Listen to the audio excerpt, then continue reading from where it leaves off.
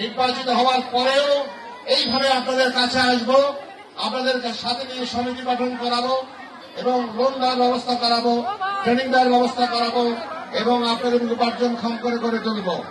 এইভাবে যদি আমার এখন ঘটনা হচ্ছে সামাদ যাদব চোটের লোক, এই 1 2 আছে 2 জন উপার্জনক্ষম করে গড়ে তুলব এবং প্রত্যেকে উপার্জনক্ষম হবে।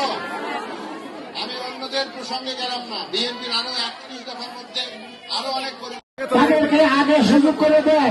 পুলিশ যারা আছে তারা পিছনে নেপথ্যে কাজ করেছে, তাকে ধন্যবাদ জানিয়ে এবং তারেক রহমানের 31 দফা বাস্তবায়নের জন্য এই রাষ্ট্র মেরামতের জন্য আমাকে নির্বাচিত করে আপনাদের সেবক হিসেবে কাজ করার সুযোগ দেবেন।